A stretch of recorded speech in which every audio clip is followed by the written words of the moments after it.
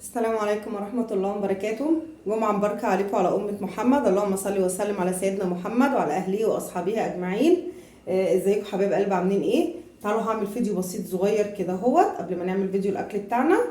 هعمل فيديو بسيط كده بمشتريات أنا اشتريتها النهاردة نزلت السوق، نزلت السوق النهاردة الجمعة طبعا أجازتي، جبت التومين بتاعي واشتريت شوية حاجات بسيطة جدا وجيت. تعالوا نشوف أنا جبت ايه مع بعض. بسم الله الرحمن الرحيم. طبعا جبت التومين بتاعي، انا بطاقتي 3 افراد فكنت باخد حاجات كتيره، فدلوقتي بقيت اخد حاجات كتيره طبعا. خدت 3 ازايز زيت، طبعا كان الزيت عنده وحش قوي فزعقت معاه خليته اداني حاجه انضف شويه. جبت 3 ازايز زيت و4 اكياس سكر، ده التومين. 3 ازايز زيت و4 اكياس سكر. اتبقى ايه من 3 افراد عندي ب 150 جنيه، بالشيل الجنيه بتاع المكنه يعني 149 جنيه. جبت بيهم التومين ده. طبعا ليه 13 جنيه يا عم، يرضيك زود لي بيهم كيس سكر. قال لي ما ينفعش، هتاخديه من الزيادات ب 19 جنيه. قلت له خلاص اديني كيس رز، فاخدت منه كيس الرز ده ب 33 جنيه. يعني خد مني فرق بضرب البطاقه، خد مني 26 جنيه، خد مني فرق 26 جنيه، فرق الرز وفرق ضرب البطاقه. 5 جنيه رز 5 جنيه ضرب البطاقه والباقي ايه فرق الرز. يبقى احنا كده جبنا التومين بتاعنا. شيل الزيت كده اهو. وجبت وراك،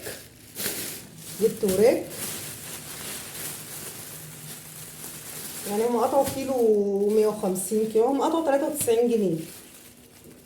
شوفوا يا جماعه، وركين والله قطعوا 93 جنيه، يعني ربنا يرحمنا يا رب. جبت وركين كده هغسلهم وانضفهم. انا خليته اسمن الورك كده، ان الوراك كبيره، الوركين كيلو شويه، قطعوا 93 جنيه. وجبت هيق عليهم بقى احنا بقالنا كتير مقضيينها. جبت كرومبايه صغيره، ارخص حاجه جبتها النهارده من السوق، وانا بجيبهاش كتير وما بعملش كرومب كتير، مش بيبقى عندي وقت. فالنهارده عشان عندي وقت فجبتها. جبتها بكام الكرومبايه دي؟ ب4 جنيه. والله جبتها ب4 جنيه، مكنتش مصدقه. الست بتبيع 3 كرومبيات ب10، كانت هتديني دي ب5. وانا عملت نصحه بقى قلت لها لا انت بتبيعي 3 ب10 يبقى دي ب3.5. راحت مدياني جنيه، يعني دي جبتها ب4 جنيه. بس حلوه يعني، هي على قدنا وحلوه وكمان وهتبقى كتيره، يعني انا بعمل كميات صغيره عشان ما بياكلوش الاكل باقي تاني يوم. بس انا هحشيها في دقيقتين صغيرين، وعندي ورق عنب هحشيه معاها، وهحشي معاهم قرنين فلفل. وجبت نص كيلو فلفل، نص كيلو فلفل ب5 جنيه، نص كيلو، كيلو ب10. جبت نص كيلو فلفل عشان احشي منهم كمان قرنين على المحشي يديهم طعم. وانا ما بستغناش عن الفلفل بقى، ليا اكل منه، بحط منه على الاكل، ما بستغناش عن الفلفل. يبقى جبت نص كيلو فلفل ب5 جنيه. جبت حزمتين خضره ب2 جنيه. انا عندي بقدونس في الفريزر كان فايدني السمك. جبت واحده كزبره وواحده شبت. انا اكتريت الوقت على المحشي بحب احط كزبره وشبت، ما بحبش احط بقدونس، بس طالما عندي بقدونس هحطهم. ب2 جنيه الحزمتين، يعني حزمه بجنيه. وجبت كيلو القوطه ده ب5 جنيه، ب5 جنيه. كيلو الطماطم ب5 جنيه. جبت 2 كيلو ب10 جنيه. وجبت البطاطس دي جبتها ب5 جنيه. والله كان واقف واحد بالعربيه كده، وحلاوه السوق في كده، بس انا مش ببقى فاضيه الموضوع الاسواق دي. انا بجيب بطاطس ب10 وب8، بس هي حلوه والله حلوه. انا جربت منها تحميل الولاد فطرتهم منها، حلوه. جبتها ب5 جنيه. جبت 2 كيلو ب10 جنيه. وانا كنت جايبه من السلام وانا جايه من الشغل بطاطس. وجبت لهم التين ده. والله انا فاكره ان اخر مره كنت بجيب التين ده والله ب5 جنيه، قد 3 جنيه.